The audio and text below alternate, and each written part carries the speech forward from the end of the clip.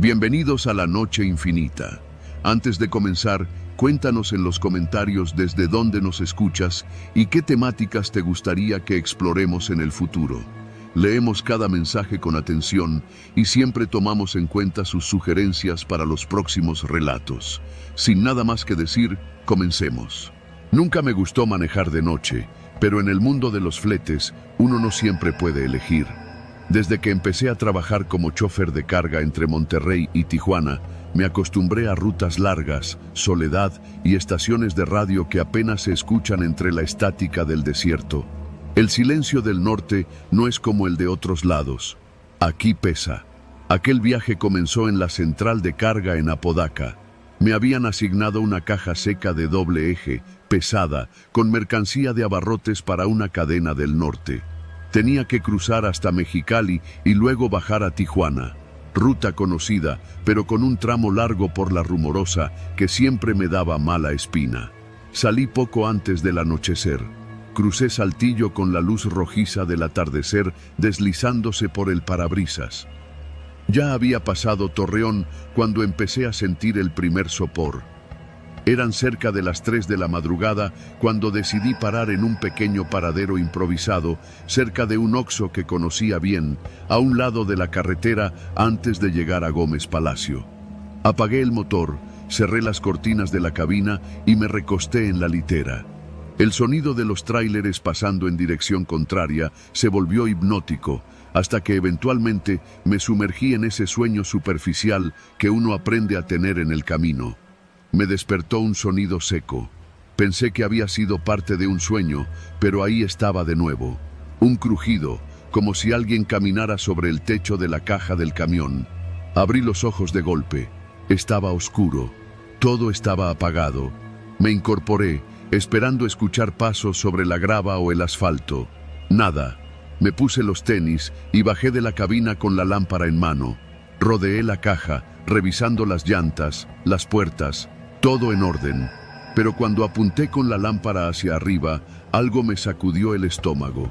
Sobre la superficie polvorienta del techo del remolque había huellas, claras, frescas, desnudas, una tras otra, como si alguien hubiera caminado desde un extremo hasta el otro. Pero lo que me heló fue que no había ninguna huella en el piso, ni a un lado, ni cerca de la caja. Solo arriba. Volví a subir al tracto sin decir una palabra, cerré todo con seguro y arranqué de inmediato. No pensé, no razoné, solo quería alejarme de ese lugar.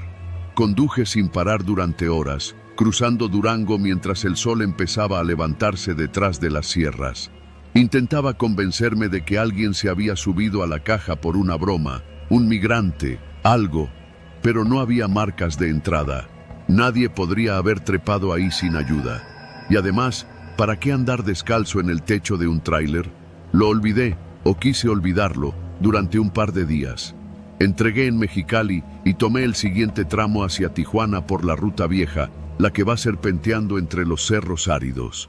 Fue ahí, entre los kilómetros vacíos y el viento que silba entre los riscos, donde lo escuché de nuevo. Ya no eran solo pasos. Era un arrastre, como si algo estuviera moviéndose torpemente sobre la caja, arañando la lámina. Era de noche. Otra vez. Me detuve en una curva amplia, bajé con la linterna encendida y subí la mirada hacia el techo. Las huellas seguían ahí, pero ahora había más, muchas más, desordenadas, como si alguien hubiera estado caminando en círculos a toda hora del día. No había forma de subir sin escaleras. Y la lámina estaba ligeramente abollada en varios puntos, como si hubieran caído piedras desde dentro, o desde arriba.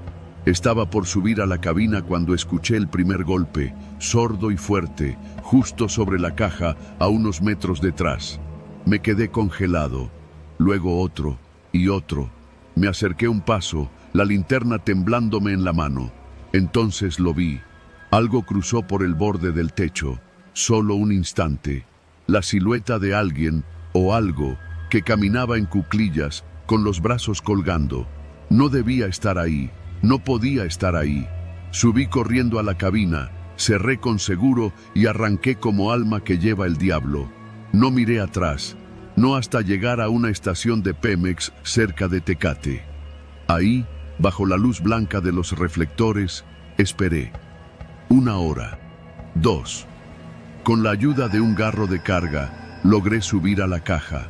Me temblaban las piernas. La lámina estaba caliente todavía por el sol del día, pero lo que vi me revolvió el estómago.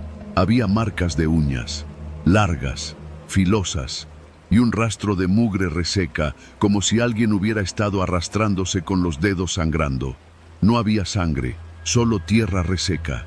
Pero lo más perturbador fue el mensaje escrito con la misma mugre sobre la lámina del techo. No abras cuando toque. Me bajé, devolví el garro y esa misma tarde entregué la mercancía. No dije nada.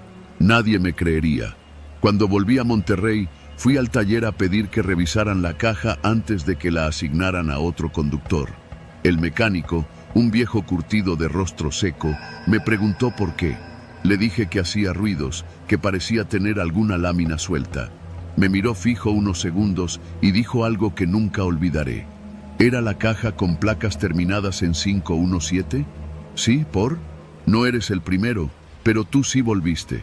Desde entonces, cada que duermo en carretera, no importa si es en la sierra o en una gasolinera, dejo un costal de papas sobre el techo de la caja. No por superstición, sino porque si desaparece, me largo sin mirar atrás. Nunca he vuelto a detenerme donde escuché los primeros pasos. Y si alguna vez eres chofer y al dormir escuchas que algo se mueve sobre la caja, recuerda esto. Si no hay huellas en el piso, no salgas a buscar nada.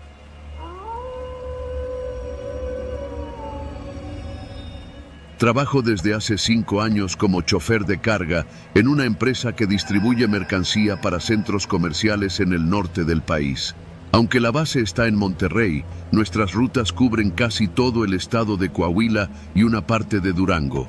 A estas alturas, ya no me impresiona ver carreteras vacías a las 3 de la mañana, ni cargar o descargar cajas bajo la lluvia en medio de un estacionamiento solitario. Esa noche nos tocó una ruta poco común. Salimos de Saltillo pasadas las 11 de la noche con dirección a un centro logístico ubicado en Gómez Palacio. El trayecto debía ser tranquilo. Yo iba al volante y mi compañero Iván, que solía acompañarme para los tramos largos, iba dormido en el asiento reclinable detrás de mí. Como siempre, el radio de la cabina estaba sintonizado en una estación de noticias que servía de fondo para no dormirme. El camino transcurrió sin novedad hasta que, a eso de las 3:30, llegamos al parque industrial. No había nadie en la entrada.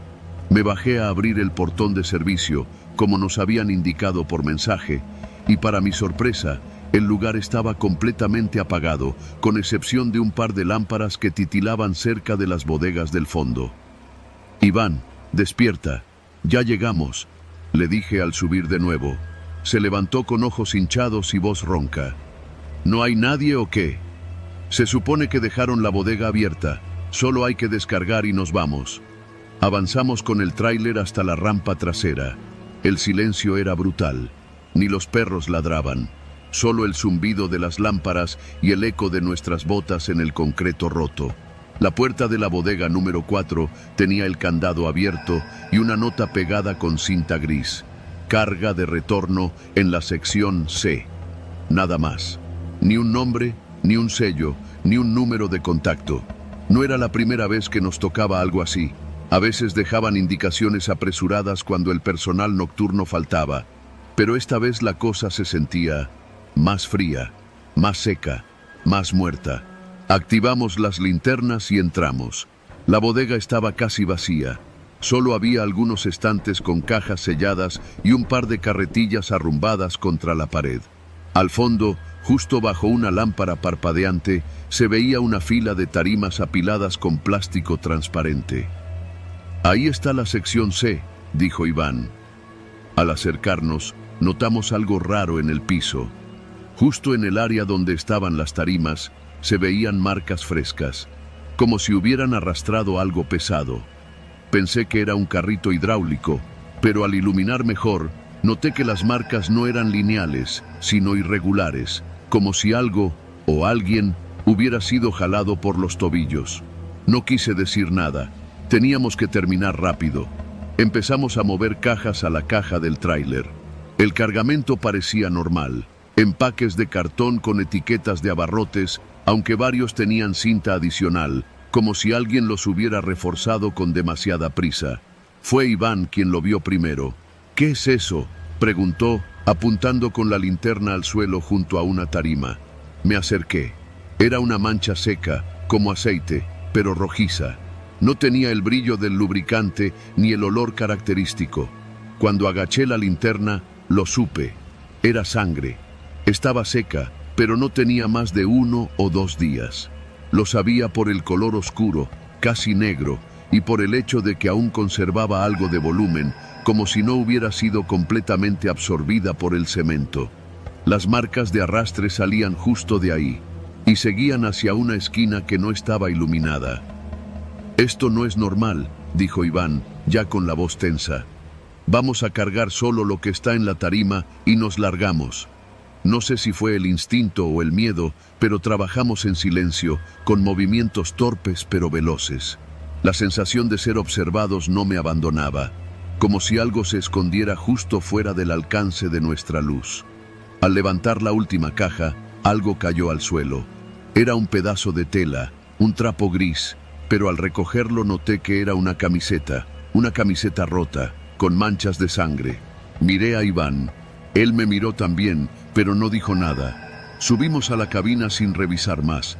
Cerramos la caja del tráiler con el candado y tomamos rumbo de regreso. No queríamos hablar. No sabíamos qué decir. Pasamos la caseta de vigilancia rumbo a la autopista. Fue entonces cuando Iván habló. «¿Notaste que no hay cámaras en esa bodega?». No lo había notado, ni una sola. «Y los sellos de las cajas», agregó. «No tenían etiquetas de envío, solo códigos escritos con plumón». Eso me hizo pensar. En cada entrega, cada caja lleva etiquetas detalladas: destino, contenido, peso, número de lote. Esta vez, nada de eso estaba. «¿Y si esto no es mercancía oficial?», preguntó él. No respondí. El motor del tráiler parecía retumbar con más fuerza en la carretera. Me ardía el estómago, como si algo se hubiera activado dentro de mí. Horas después, al llegar al punto de recepción en la base, un supervisor nos recibió. Era un tipo nuevo, joven, con cara de pocos amigos. Nos pidió los papeles de entrega y firmó sin revisar demasiado. «¿Todo bien?», preguntó Iván. «Sí, todo conforme. Vayan a descansar». Nos fuimos a casa, pero no pude dormir. Había algo mal, muy mal. 2 días después, me llamaron de la empresa. Querían saber si habíamos abierto alguna caja durante la entrega. Negué. Me dijeron que una parte del cargamento estaba incompleta, que faltaban varias unidades. Ese mismo día, en las noticias locales, apareció una nota pequeña. «Hombre encontrado muerto en parque industrial, signos de tortura. Investigadores sospechan de crimen relacionado con ajustes de cuentas». La foto del lugar era clara. Era la bodega número 4. Esa noche no comí, no dormí. Soñé con el arrastre, con las marcas en el cemento, con esa sangre seca que nunca debió estar ahí. Desde entonces, cada vez que me asignan una entrega nocturna, reviso el cargamento antes de salir. Y si algo me huele raro, simplemente me niego. Porque lo que vi esa noche no fue una simple irregularidad. Fue algo que no debía haber visto. Algo que alguien intentó ocultar y que nosotros cargamos sin saberlo. Tal vez Iván y yo fuimos parte, sin querer, de algo más grande. Tal vez esas cajas no llevaban productos, llevaban restos. Y aunque nunca lo sabremos con certeza, las marcas de arrastre y la sangre seca seguirán allí, en esa bodega silenciosa, esperando a que alguien más las vea.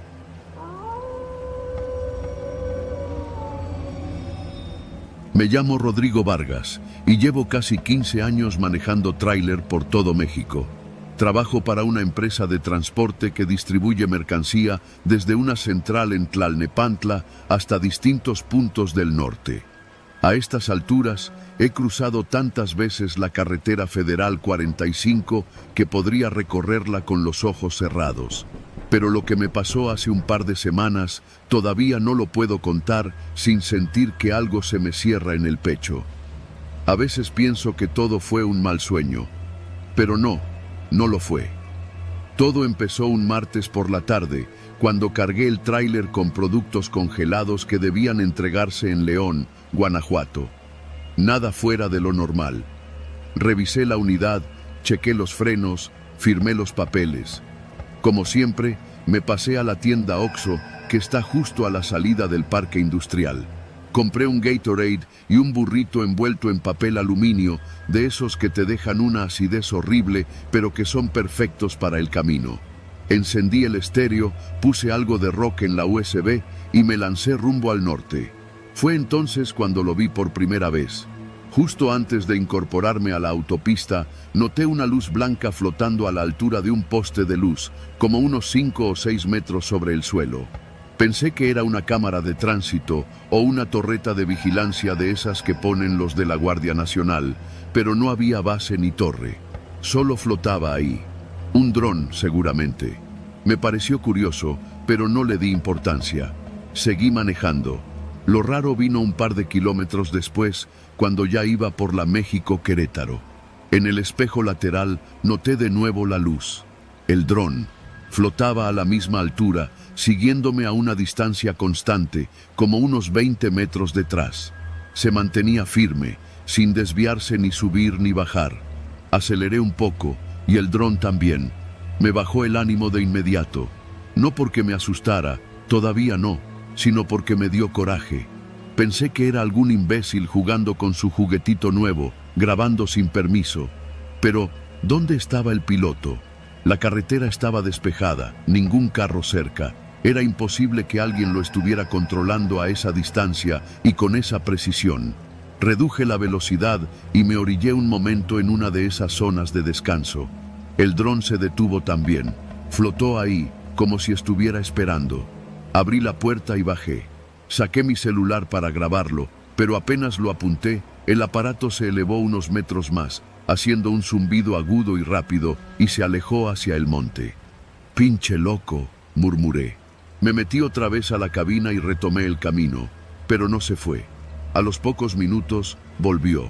Pasaron los kilómetros, y ahí seguía. Ya no se ocultaba. Volaba directamente sobre mi remolque, perfectamente centrado, como si llevara un GPS sincronizado con mi ruta. Estaba bien diseñado, se notaba profesional, como esos que usan para cine o vigilancia, nada de juguetitos chinos. El zumbido era apenas audible dentro de la cabina, pero en los momentos en los que bajaba la velocidad, como en los tramos donde hay topes por obras, se escuchaba claramente un silbido eléctrico, constante, como un mosquito metálico. Lo más perturbador fue que durante las siguientes 6 horas de viaje, nunca lo perdí de vista. Me lo tomé como una coincidencia.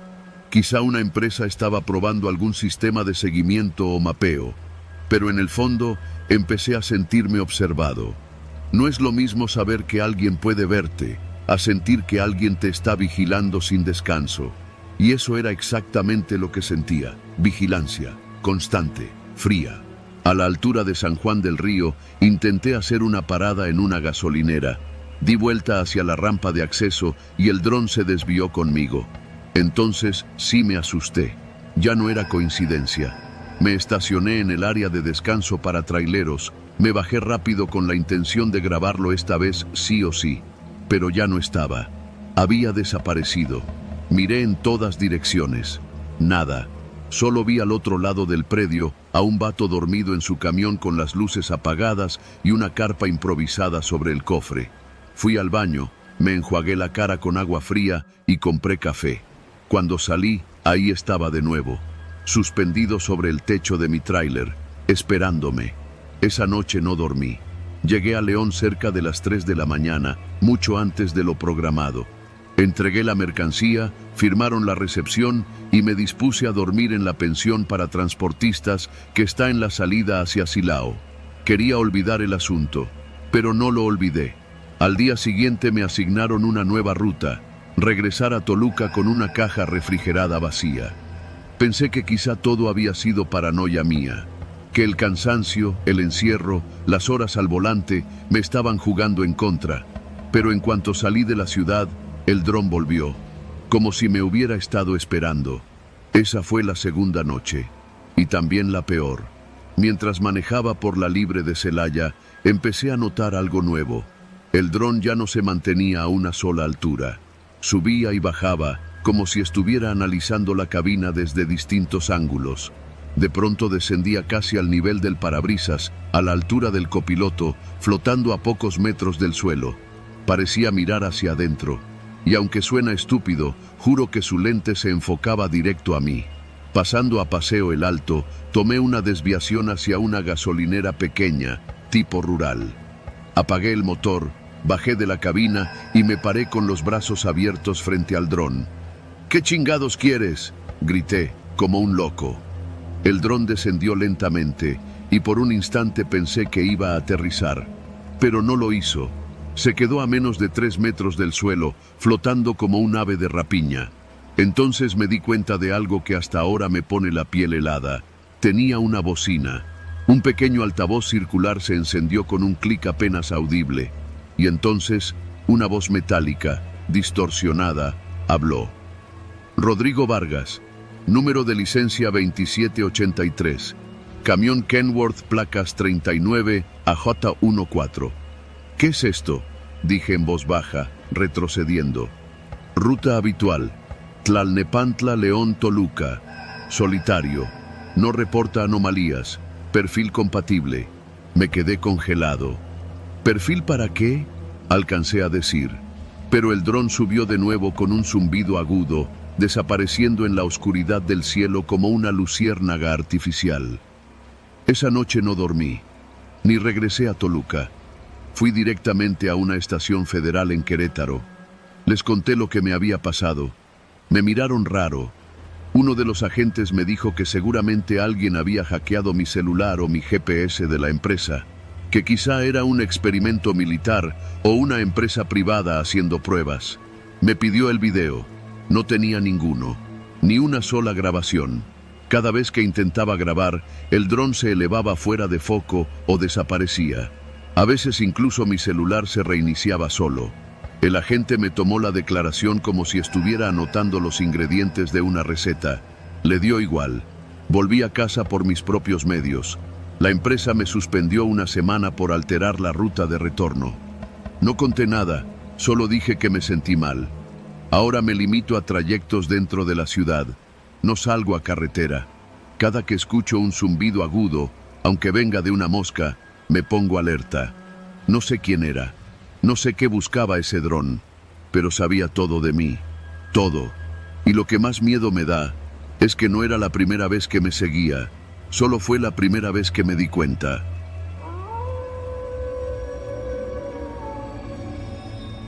Me llamo Raúl. Tengo 46 años y llevo más de 20 manejando tráiler por todo el país. He recorrido desde la frontera con Texas hasta el último puerto de Chiapas. Y si algo tengo claro es que el peligro en carretera casi nunca viene del camino, sino de las personas. Aún así, lo que me pasó hace unos meses en la Libre México-Veracruz no lo he podido explicar ni olvidar. Era finales de septiembre, de esos días donde el calor todavía pega fuerte, aunque ya se asoma el aire otoñal por las mañanas. Salí de la central de abasto de Iztapalapa poco después del mediodía, cargado con productos secos rumbo a Orizaba.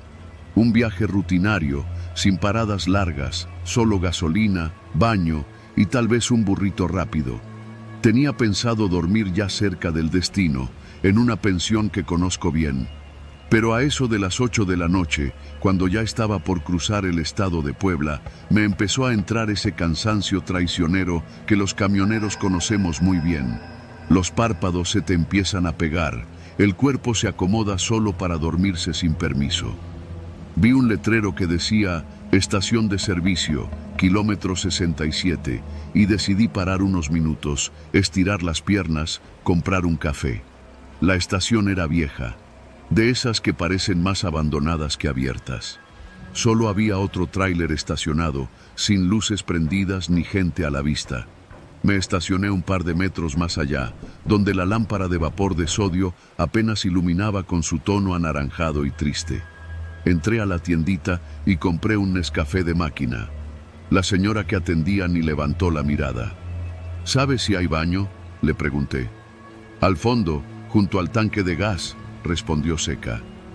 Cuando regresé al tráiler, el celular vibró.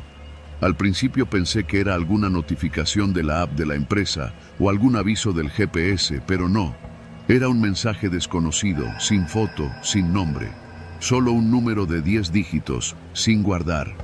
Te estás tomando el café muy despacio, Raúl. Vas a perder tiempo. Me detuve en seco. Miré alrededor. No había nadie. Miré al tráiler apagado a unos metros, pero seguía igual, sin señales de movimiento. Pensé en contestar. Incluso me reí solo, creyendo que tal vez alguno de los muchachos de la central estaba jugando una broma. Pero no puse nada. Subí al tráiler, cerré la puerta y me preparé para salir. Justo cuando encendí el motor, otro mensaje. Arrancaste sin ponerte el cinturón. No lo olvides, no queremos un accidente. Ahora sí se me heló la sangre. Me puse el cinturón inmediatamente y me giré, mirando los espejos y hasta los asientos. Nada. Revisé el número de nuevo, marqué por impulso. Llamada rechazada. Tomé la autopista de nuevo. Quise convencerme de que era alguna broma de mal gusto, que tal vez había cámaras ocultas en esa gasolinera o que algún colega se estaba divirtiendo desde el otro tráiler. Pero mientras más avanzaba, más presente sentía esa mirada, como si algo estuviera dentro del camarote, justo detrás de mí, invisible. Pasaron unos 20 minutos. La carretera estaba oscura, rodeada de cerros y matorrales. Poca luz, sin coches cerca. Entonces llegó el tercer mensaje. Baja la velocidad. El radar viene en 200 metros. Te están esperando. Frené de golpe, casi sin pensar. El corazón me latía con fuerza. No había señal de ningún retén, ni luz, ni nada. Pero a los pocos segundos, justo en una curva, vi una patrulla estacionada con las luces apagadas. El oficial apenas se asomó, pero no hizo nada. Solo me miró pasar despacio, sin detenerme. Ahora el miedo era real. Ya no era broma. ¿Quién carajo sabía con tanta precisión lo que estaba haciendo? Detuve el tráiler en una zona de emergencia. Bajé. Revisé la unidad completa. No había rastreadores nuevos, no había cámaras, no había nada fuera de lugar. Pero el celular vibró de nuevo. No abras la caja, no hay nadie ahí, vuelve a tu lugar. Sentí un calor en la nuca, una presión que no sabría cómo explicar. Me subí rápido, encendí de nuevo y seguí manejando. Intenté ignorarlo, intenté poner música, cualquier cosa. Pero los mensajes seguían llegando, cada uno más preciso que el anterior. No parpadeas desde hace 30 segundos. Respira. Tienes la mandíbula apretada. Relájala. Vas a pasarte la salida si no te fijas. Entonces lo entendí. Esto no era alguien viéndome desde lejos. Esto era alguien que estaba viéndome desde adentro. Y no me refiero a que estuviera escondido en el tráiler. Número. Era como si esta cosa, o lo que fuera, estuviera en mí. Como si supiera no solo lo que hacía, sino lo que pensaba, lo que sentía, lo que iba a hacer antes de hacerlo. A la altura de Acatzingo, decidí salirme del camino. Estacioné en una pensión iluminada, con otros camiones y movimiento. Bajé. Caminé entre los puestos de comida, saludé a otros traileros, pero el celular seguía vibrando. No intentes esconderte, estamos contigo desde antes de que salieras. Me harté. Apagué el teléfono, saqué el chip y lo tiré. Me senté en una fondita, pedí un plato de arroz con huevo y un café. La señora me miró raro. ¿Todo bien, joven? Se ve muy blanco. Mal viaje, señora, pero ya se me va a pasar. Me quedé una hora ahí. El celular apagado. Nadie me habló, nadie me siguió. Pensé que tal vez ya se había acabado. Tal vez eso era todo. Al día siguiente, entregué la mercancía sin novedad. Dormí en Orizaba y al regresar a la Ciudad de México fui directamente a cambiar de número y a mandar el celular viejo al carajo. Creí que todo había quedado atrás. Pero ayer, Cuando salía rumbo a Torreón con una carga de electrodomésticos, mi nuevo teléfono vibró. Un número desconocido. Abrí el mensaje y ahí estaba.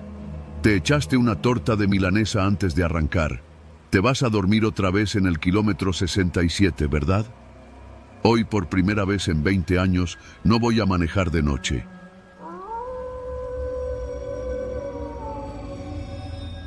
Me dejaba avanzar. Llevaba casi 12 horas manejando desde Veracruz, y aunque el plan era llegar hasta Tepotzotlán antes de dormir, el cuerpo me dijo que ya no daba más. Estacioné el tráiler entre dos unidades vacías, apagué el motor y me recosté con la gorra en la cara, justo como siempre.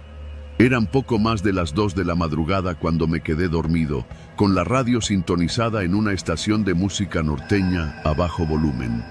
Cuando desperté, todavía estaba oscuro, pero algo se sentía raro. No fue por frío, ni por un ruido. Me despertó un silencio demasiado limpio para ser natural. Me incorporé con los huesos tronando y eché un vistazo alrededor. Estaba completamente solo. No había rastro de los otros camiones que vi al llegar, ni luces encendidas, ni movimiento en la estación. Solo mi tráiler, la tienda cerrada y un baño público abandonado, con los azulejos rotos y las letras de fuera de servicio desdibujadas por la humedad. Me incliné para mirar por el parabrisas y fue ahí donde lo vi. Un papel, sujeto con cinta gris, pegado en la esquina del vidrio. Una hoja rayada, de cuaderno, con algo escrito a mano con plumón negro. Al principio pensé que sería alguna promoción, un volante de mecánico o alguna broma de otros choferes. Pero no, la nota decía, no te bajes. Creí que alguien me estaba jugando una broma. Bajé del camarote para quitar la nota, pero al acercarme vi otras más. 5, para ser exacto. 3 en el parabrisas, una en el retrovisor derecho y otra más en el cofre. Me acerqué a la del retrovisor. Las letras estaban chuecas, como escritas con prisa. No abras la puerta, te está esperando. Sentí algo en el estómago, una incomodidad parecida al hambre, pero más profunda. Instintivamente miré hacia el costado de la carretera. Solo el terreno baldío y el monte. Nada más. Las luces del paradero estaban apagadas y la única fuente de claridad era la luna y mi propio reflejo en los cristales. Leí la tercera nota.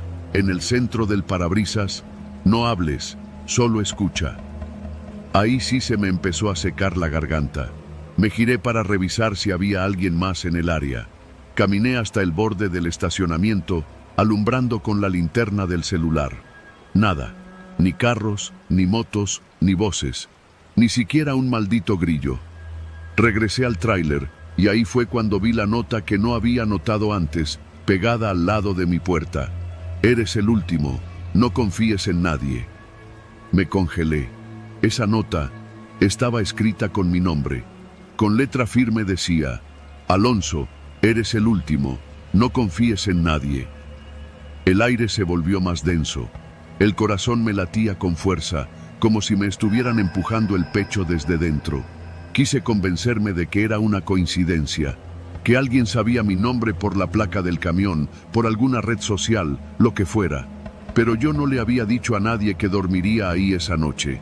Me subí de nuevo a la cabina. Cerré la puerta y atranqué los seguros. Empecé a revisar mi celular, pero no tenía señal. Solo el icono de llamada de emergencia en la esquina. Ni WhatsApp, ni GPS, nada. Entonces, algo golpeó el tráiler. Fue un sonido seco, metálico, como si le hubieran pegado con una piedra.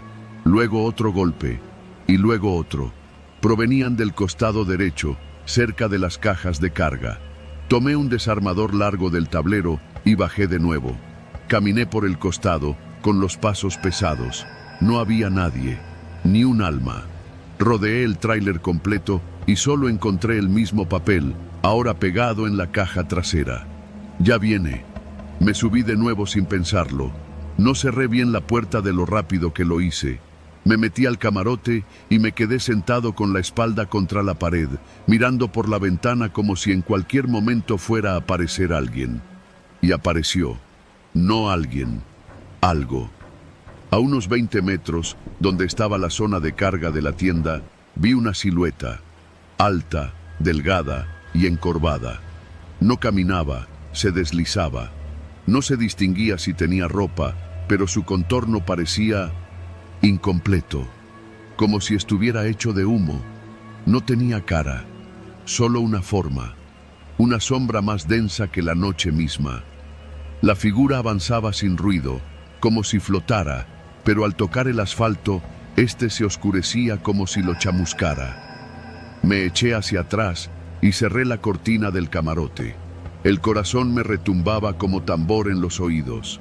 Intenté encender el camión, pero el tablero no respondía. La batería estaba muerta, aunque hacía apenas unas horas lo había apagado sin fallas. Volví a mirar por la cortina. La figura ya no estaba, pero las notas, ahora había más. Decenas de hojas pegadas a los espejos, al parabrisas, al cofre, incluso a los vidrios laterales. Todas escritas con la misma letra apresurada, todas con mensajes diferentes. No salgas, no es humano, ya atrapó a los otros, el camión no es seguro, el siguiente eres tú. En ese momento escuché un sonido, muy leve, una voz. Desde el radio se ve que no había encendido en semanas. Alonso, ¿quién habla? Respondí con el pulso descontrolado. Silencio. Luego, una respiración pesada. Ya casi es hora. Cambié el canal del radio como loco. Nada. Todo en estática. Entonces, los cristales del tráiler empezaron a empañarse. No por dentro, por fuera. Como si una neblina densa los estuviera rodeando. Desde las rendijas del camarote se colaba un frío antinatural. Abrí la guantera y saqué una navaja vieja que siempre cargaba para emergencias. En ese momento, la última nota cayó desde el parabrisas, resbalando por el vidrio hasta quedar pegada justo enfrente de mí, del lado interno. Si sobrevives hasta el amanecer, te dejará ir. No sé cuántas horas pasé ahí, atrincherado, con la navaja en la mano, viendo sombras moverse alrededor del tráiler. Cada tanto, algo golpeaba el techo. A veces escuchaba pasos en la grava y otras veces una risa, como si alguien o algo se estuviera divirtiendo. Pero no abrí, no hablé, no me moví. El primer rayo de luz que se filtró por el parabrisas fue como una inyección de vida. El cielo había aclarado, todo había desaparecido, las notas también. Solo quedaba el camión, el sol naciente y mi cara sudada reflejada en el vidrio. Puse en marcha el motor. Esta vez se encendió sin problema. Manejé directo al punto de entrega en Cuautitlán sin detenerme. No comí, no hablé con nadie. Y esa noche dormí en casa. Nunca más volví a dormir en paraderos solos. Una semana después, le pregunté a un colega si conocía ese lugar. Me dijo que sí, que él también se había quedado ahí una vez. ¿Y todo bien?, le pregunté. Él me miró raro. ¿Cómo que bien? Ese lugar está clausurado desde hace meses. A un grupo de traileros los encontraron muertos en sus cabinas, todos con notas clavadas en el pecho. Pensaban que fue un ajuste de cuentas, pero nadie vio ni escuchó nada.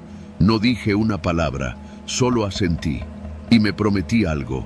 Nunca, nunca ignorar una advertencia escrita a mano.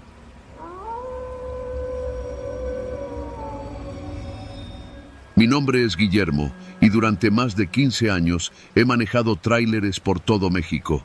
Desde Tijuana hasta Cancún he visto de todo. Accidentes, asaltos, retenes falsos, incluso cadáveres tirados al borde de la carretera. Pero lo que me pasó una madrugada, mientras cruzaba el istmo de Tehuantepec, fue diferente. Todavía no sé cómo explicarlo sin que parezca una mentira. Aquel viaje empezó como cualquier otro. Salí del Estado de México cargado con tarimas de mercancía variada rumbo a Tuxtla. Era una ruta larga, y mi patrón me pidió que le metiera lo más que pudiera para hacer la entrega antes del lunes. No me quejé. Me pagaban por kilómetros recorridos, y mientras más rápido llegara, mejor. La caja estaba sellada. La cargaron en un Cedis de Tultitlán, y como siempre, yo no vi el contenido. Solo me dieron los papeles y un par de cintillos de plástico numerados que debían permanecer intactos hasta el destino. Pasé Puebla, cruzando por la autopista con el cerro de la Malinche a la vista. Me detuve a cargar diésel en una gasolinera en Córdoba y después seguí derecho. Iba solo, como casi siempre. No me gusta llevar a nadie, ni siquiera ayudante.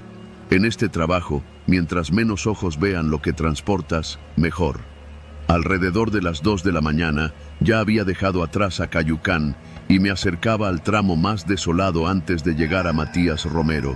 Era pura selva baja, carretera solitaria y casi sin alumbrado. Puse música bajito, apenas para no dormirme, y me concentré en mantenerme en el carril. El calor era pegajoso, típico de la región, aunque afuera ya era madrugada. Fue entonces cuando escuché un golpe seco. Sonó fuerte, como si algo se hubiera movido dentro de la caja. Ha de ser una tarima mal acomodada, me dije en voz baja, aunque eso no me tranquilizó. Seguí conduciendo, pero el golpe volvió, esta vez más fuerte, como si alguien pateara por dentro. Frené poco a poco y orillé la unidad sobre la terracería, activando las intermitentes. Me bajé con la linterna en mano y rodeé la caja. Los sellos seguían en su lugar, sin signos de alteración. Entonces escuché lo que me paralizó. Una voz, apagada pero clara, proveniente del interior. «¡Hey! Por favor, sácame de aquí!». Me quedé inmóvil, pensando que tal vez lo había imaginado. Pero la voz volvió, ahora más desesperada. «No soy ladrón, me metieron a la fuerza. Por favor». Sentí cómo me latían las sienes. Revisé otra vez los sellos, intactos. Regresé a la cabina y marqué a mi patrón. Me contestó medio dormido. «¿Qué pasó, Memo?». «Hay alguien dentro de la caja», le dije en seco. «¿Qué? ¿Cómo que alguien?». «Sí, alguien está gritando. Dice que lo metieron a la fuerza». Hubo un silencio al otro lado de la línea. Luego escuché su voz más firme. «No abras. Llévalo así hasta la base. Si rompes los sellos, la multa va por tu cuenta. Mejor habla a la Guardia Nacional si te da miedo, pero no te metas en pedos tú solo». Me colgó. Encendí un cigarro, mi primera reacción cuando me pongo nervioso. La voz seguía gritando. Me acerqué al portón y grité.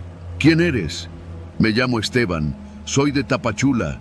Me subieron unos hombres en Veracruz, cerca de un estacionamiento. Me drogaron o algo. Desperté aquí. No sé a dónde voy». Lo pensé varios minutos. Era evidente que no debía abrir, pero también sabía que dejar a un ser humano encerrado en una caja metálica bajo ese calor infernal podía matarlo. «¿Estás solo ahí?», pregunté. «Sí, no soy ladrón, lo juro. Me metieron. Hay un papel ahí con mi nombre». Eso último me dio escalofríos. ¿Qué clase de persona llevaba una hoja con su nombre cuando lo secuestran? Encendí otra vez la linterna y pasé los dedos por los sellos. El plástico parecía nuevo. Finalmente decidí no abrir. Le marqué a un compa, el Cholo, otro trailero que había tomado esa ruta un día antes. «¿Tú oíste algo raro en la 185? Le pregunté. «¿Qué tipo de raro?». «Como que se suben a las cajas. Alguien que no debería estar ahí». Se quedó en silencio unos segundos. «A mí no, pero la semana pasada un chavo en el tramo de Palomares encontró una bultiza. Lo paró un convoy, disque guardia, y al día siguiente se enteró que la unidad era robada. Se llevaron al ayudante y no lo volvieron a ver. Aguas ahí, Memo. Si alguien te está usando de mula sin que sepas, mejor ni le rasques». Colgué con un mal presentimiento. No podía confiar ni en lo que estaba viendo. Volví a subirme al tráiler, pero esta vez con la puerta abierta y el motor apagado. Me quedé ahí unos 10 minutos escuchando. La voz se había calmado. De pronto, sonó otra vez. «Vienen por mí, los oigo, me están siguiendo». «¿Quién?», grité. «Los que me subieron». «Son 2 camionetas blancas, los he oído detenerse junto al tráiler cuando frenas. Por favor, no me dejes aquí». Mi piel se erizó. Tomé una decisión que pudo haberme costado el trabajo. Rompí los sellos con una navaja y bajé la compuerta. El aire caliente salió como un vapor. Dentro, entre cajas de productos, vi una silueta delgada, empapada en sudor, arrodillada. Un muchacho de unos 25 años, temblando, con la camiseta pegada al cuerpo. Tenía las manos esposadas con cinta y un papel arrugado en el pecho. Me acerqué y se lo arranqué. Decía su nombre completo, número de identidad y un número escrito con plumón. 29. ¿Qué es este número? No sé. Cuando desperté, lo tenía pegado. Lo ayudé a bajar. Estaba deshidratado. Le di una botella de agua y lo subí a la cabina. Le pregunté qué recordaba y me contó que lo habían levantado 3 sujetos al salir de una terminal de autobuses, que le pusieron una bolsa en la cabeza y lo siguiente fue despertar en la caja del tráiler. No soy indocumentado, no soy nada, tengo mi INE, solo venía de visita con unos tíos a Veracruz. ¿Y por qué te harían esto? No sé, pero sé que no era el único. Mientras estuve despierto escuché a otros, cajas moviéndose, gente llorando, golpes, como si los hubieran amontonado en varios camiones. Ya no sabía si lo que decía era cierto o si era un enfermo, pero algo no cuadraba. Decidí llevarlo conmigo hasta el próximo retén, aunque me arriesgara a una multa. Pasamos unos 40 kilómetros más hasta que vimos un retén de la Guardia Nacional. Estaba mal iluminado. Había 3 unidades, 2 pickups y un camión tipo Rhino. Nos detuvieron. Uno de los elementos se acercó a la ventana. Buenas noches, ¿de dónde viene? Tultitlán, Estado de México, rumbo a Tuxtla. ¿Qué carga? Tarimas de productos varios, como lo indican los papeles. El oficial echó una mirada a la cabina y vio al muchacho. Frunció el ceño. ¿Quién es él? Lo encontré en la caja. Alguien lo metió sin mi conocimiento. Baje, por favor, me ordenó. Ambos bajamos. Le pedí al chavo que no hablara. Me apartaron y lo comenzaron a interrogar. Escuché al chavo decir, ellos no son los buenos, son los mismos. Y entonces vi como uno de los guardias sonrió. Era una sonrisa torcida, casi burlona. ¿Este es de los que se escapó?, le preguntó a otro. El corazón me dio un vuelco. Di un paso atrás y uno de ellos me empujó. Usted no ha visto nada. Váyase si quiere seguir manejando. Fue en ese momento que supe que mi vida valía menos que ese cargamento. Actué sin pensar. Me metí a la cabina, encendí el motor y aceleré. El chavo se zafó de los otros y logró subirse por el otro lado. Dispararon. Sentí como uno de los retrovisores volaba en pedazos. Avanzamos a toda velocidad por la carretera. No me detuve hasta llegar a un poblado cerca de Juchitán, donde entramos a una gasolinera y nos escondimos en los baños. Llamé a un compa de toda la vida que vivía por ahí y nos dio refugio. Desde entonces no he vuelto a trabajar con esa empresa. El chavo desapareció días después, sin dejar rastro. Solo me dejó una nota escrita en una servilleta. Gracias por creerme. Si no me ven otra vez, fue porque ya sabían quién era el número 29. No sé quién lo metió en la caja, no sé qué transporte era ese realmente, pero desde entonces, cada vez que me asignan una carga sellada, lo primero que hago es mirar los papeles y buscar si hay un número escrito a mano.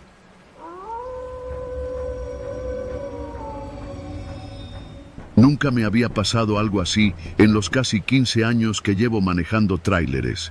Le he dado la vuelta al país cargando de todo, autopartes, costales de azúcar, muebles para Coppel, hasta ganado vivo en alguna ocasión.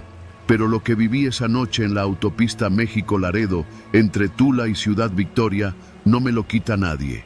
Ni el sueño, ni el tiempo. Salí de la central de carga en Tepotzotlán a eso de las 4 de la tarde, con una caja refrigerada llena de productos lácteos rumbo a Monterrey. La idea era rodar unas 8 o 9 horas y descansar en una pensión segura antes de cruzar el tramo más pesado. El GPS me mandaba por la ruta de costumbre, Querétaro, San Luis y luego todo derecho hasta Nuevo León. Ya me sabía de memoria esos kilómetros. Sabía dónde el pavimento estaba roto, dónde bajar velocidad por la curva cerrada y hasta dónde las patrullas suelen hacer retenes. Pero esa noche el destino me tenía otro plan. A eso de las 11:30, Mientras cruzaba por el kilómetro 127, vi un par de luces rojas parpadeando a lo lejos. Supuse que era una grúa o un coche averiado, así que empecé a reducir velocidad. Cuando me acerqué, vi que no era ninguna de las dos cosas. Era un tipo, solo, parado a media carretera, con un uniforme oscuro y una linterna en la mano. Hacía señas para que me orillara. Llevaba chaleco reflejante y una gorra azul marino.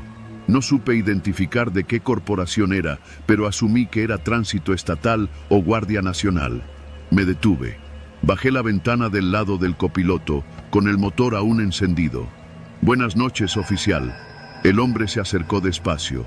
No vi patrulla, ni balizas, ni otro vehículo. Solo él, parado en la penumbra, con una luz tenue en la mano.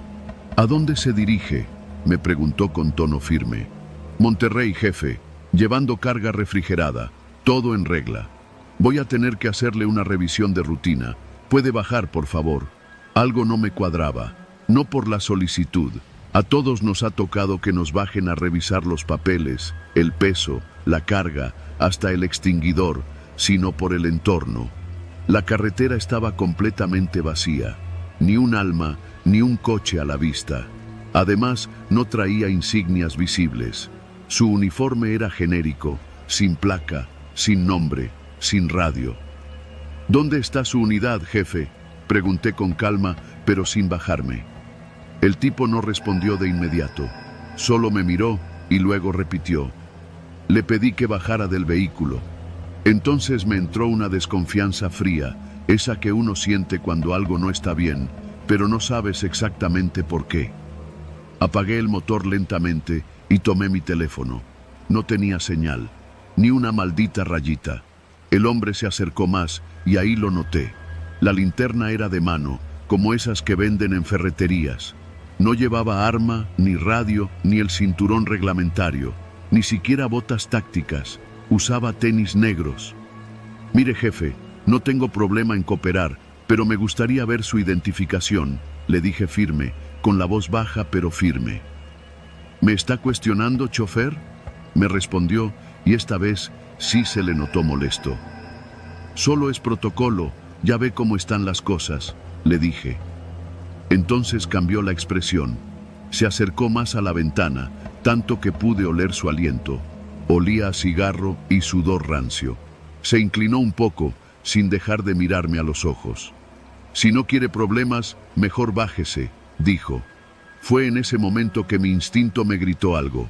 Ese cabrón no era policía, era un pinche bandido disfrazado. Como los que se han sabido por las noticias, se visten de tránsito, te bajan del tráiler, te amarran, te tiran en el monte y luego desaparecen con todo y carga. Metí la primera sin pensarlo y solté el clutch con todo. La mole de 30 toneladas chirrió al arrancar y el tipo se hizo para atrás, gritando algo que no entendí. Lo vi correr por el retrovisor tratando de alcanzarme a pie.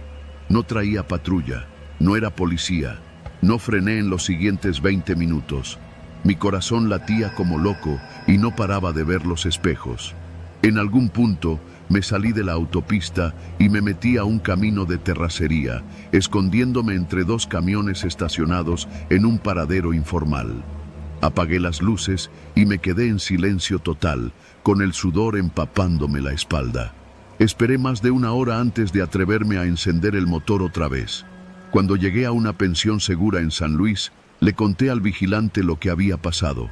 Me miró sin sorpresa, como quien ya se la sabe. «Kilómetro 127, dices. Ya son varios a los que han querido tumbar ahí. No hay retenes autorizados por esa zona. Si no hay patrulla, no te pares nunca, compa. Esos cabrones se visten de todo, les vale madre. No fui a la policía. ¿Para qué?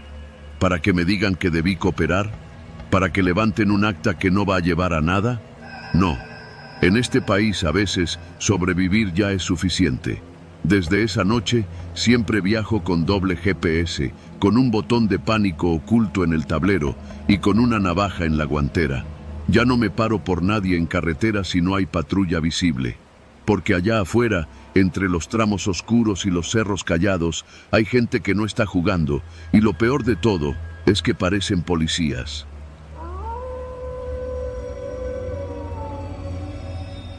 Mi nombre es Octavio Vázquez y soy chofer de tráiler desde hace más de 20 años. He cruzado todas las carreteras de este país, de Tijuana a Cancún, de Chihuahua a Chiapas. Lo he visto todo, o eso pensaba, porque lo que viví hace apenas unos meses, en una ruta que de tan común ya ni me exigía pensar, me dejó marcado de por vida. Eran cerca de las 2 de la tarde cuando salí de la central de carga en Tepotzotlán, rumbo a San Luis Potosí. Una ruta que conozco tan bien como la palma de mi mano. El cielo estaba despejado, sin mucho calor, y mi tráiler, un Kenworth blanco con remolque térmico, iba cargado con productos refrigerados para una cadena de supermercados. No llevaba copiloto esa vez. Yo prefiero rodar solo. Me gusta el silencio de la carretera, me relaja más que cualquier conversación forzada. Con mi termo de café, mi playlist de norteñas viejas y la radio en modo escáner por si los demás traileros avisaban de algo, emprendí el camino sin prisas. Todo iba normal hasta que pasé el kilómetro 48. Fue ahí cuando el GPS, un aparato sencillo pero cumplidor que nunca me había fallado, me mostró algo raro. Una desviación próxima como parte obligatoria de la ruta. Decía, seguir por camino alterno para evitar obstrucción en autopista. Lo curioso fue que no escuché ningún aviso por la radio. Nadie mencionó bloqueos, ni accidentes, ni obras. Frené un poco y volví a mirar el mapa. La línea del GPS era clara. Tenía que salirme de la carretera principal y tomar una ruta secundaria que atravesaba un pueblo llamado San Bartolo de la Cañada. Nunca había escuchado ese nombre, pero según el aparato, me devolvería a la autopista unos 20 kilómetros después. Pensé en ignorarlo, pero justo en ese momento vi un señalamiento verde del gobierno estatal que decía, desvío obligatorio, obras en autopista. Así que obedecí. Me metí por la desviación, una carretera de 2 carriles en buen estado, sin baches, sin tráfico. El paisaje cambió pronto. Ya no eran los campos industriales que rodean Tepotzotlán. Ahora eran laderas más áridas, algunas casas de adobe dispersas y un silencio extraño, pesado. Fue en el kilómetro 54 de esa nueva ruta donde empezó lo raro. El camino se abría hacia un poblado pequeño, claramente abandonado. Las casas de adobe estaban todas deterioradas, sin ventanas, puertas descolgadas, techos vencidos. No vi un alma, ni perros, ni aves, ni siquiera los típicos montones de basura de los pueblos fantasmas. Bajé la velocidad, apagué la música. El tráiler siguió avanzando con ese ronroneo grave del motor que por primera vez en años me pareció incómodo. El letrero de entrada al pueblo aún estaba en pie. Bienvenidos a San Bartolo de la Cañada. Debajo, alguien había pintado con aerosol rojo una palabra: no. Pensé en dar la vuelta, pero la carretera seguía limpia y el GPS insistía. Faltaban solo 17 kilómetros para regresar a la autopista. Pasé frente a una iglesia desmoronada, un panteón con las tumbas abiertas y una tienda con el letrero de Coca-Cola aún visible. Pero ni una persona. No hay algo que ponga más tenso a un chofer que un lugar desierto a plena luz del día. Porque eso quiere decir que alguien se fue, o que algo hizo que se fueran. Miré el celular, sin señal. El camino siguió entre casas derruidas hasta llegar a la plaza central, donde había una glorieta con una estatua cubierta por grafitis. El pavimento estaba limpio. Eso me desconcertó.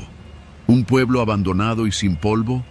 No había ramas secas, ni basura arrastrada por el viento, ni hojas, como si alguien lo hubiera barrido todo apenas un momento antes. Justo en medio de la glorieta, el GPS perdió conexión. El mapa se quedó congelado, con un puntito azul detenido en seco. Intenté reiniciarlo, pero la pantalla se quedó negra. «No mames», murmuré, apagando el motor. Abrí la puerta del tráiler y bajé con la esperanza de encontrar alguna señal, algún poste, lo que fuera. El silencio era tan denso que sentía cómo mis pisadas rebotaban contra las paredes vacías del pueblo. Caminé unos metros hacia lo que parecía una tienda de abarrotes clausurada, cuando escuché un sonido claro, definido. el crujido de grava detrás de mí. Me giré en chinga, pero no vi nada. Regresé al tráiler, quise arrancar. Giré la llave y el motor rugió, pero no avanzó, como si las llantas traseras estuvieran trabadas. Bajé otra vez para revisar. Todo parecía en orden, pero al dar la vuelta al remolque, lo vi. Alguien había puesto una piedra grande justo bajo una de las ruedas traseras. Una piedra que no estaba ahí antes. No me lo imaginé. Lo juro por lo que más quiero, porque la grava estaba intacta y esa piedra, grande, redonda, gris, no era natural del camino. Era lisa, como si hubiera sido colocada con cuidado. No pude moverla con el pie. Tuve que buscar una palanca en la cabina para zafarla. En ese momento, algo se rompió en mí. Ya no se trataba de un pueblo vacío o una ruta extraña. Había alguien ahí, alguien que sabía que yo estaba pasando, alguien que me quería detenido. No soy alguien fácil de asustar. Pero me subí de nuevo al tráiler, cerré con seguro las puertas y arranqué en reversa hasta donde pude. El GPS no funcionaba, pero recordaba que había un cruce antes de entrar al pueblo. Podía regresar por donde vine. Fue entonces cuando lo escuché. El sonido de otro motor, lejos, un rugido metálico que retumbaba entre los cerros, como si otro tráiler se acercara por la misma ruta. Esperé con el motor encendido. Lo lógico hubiera sido sentir alivio. Otro chofer. Pero algo en ese sonido no era normal. Era más grave, más irregular, como si el motor se arrastrara por sí solo. Y entonces lo vi. Un tráiler viejo, oxidado, sin luces, con un remolque cubierto de lonas negras, venía bajando desde la entrada del pueblo, pero nadie lo manejaba. No había conductor. Y sin embargo, bajaba despacio, como si alguien invisible lo controlara. Mi piel se erizó. Intenté avanzar. Las llantas delanteras patinaron y el sistema ABS chilló como si algo las frenara. El viejo tráiler seguía acercándose. No giraba el volante, no corregía su ruta. Venía directo hacia mí. Saqué el freno de mano y pisé a fondo. El motor rugió con furia. El tráiler respondió.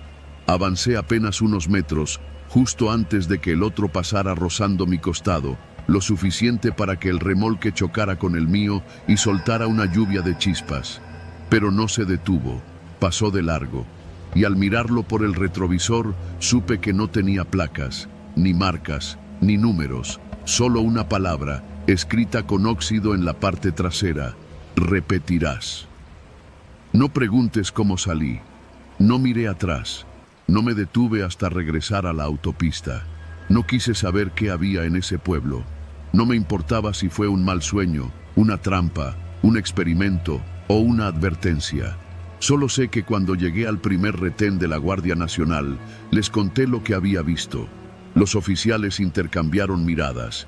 Uno de ellos, un cabo de unos 50 años, me dijo sin rodeos: no es la primera vez que un trailero reporta ese pueblo. Ya lo buscaron en los mapas y no aparece.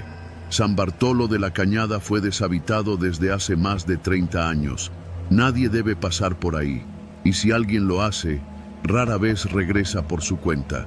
Volví a la central de carga 2 días después. Entregué el tráiler y renuncié. No he vuelto a manejar desde entonces. Cambié mi número, mi casa y mi vida. Y cada vez que escucho el motor de un tráiler a lo lejos, me viene esa imagen a la mente. Un pueblo limpio.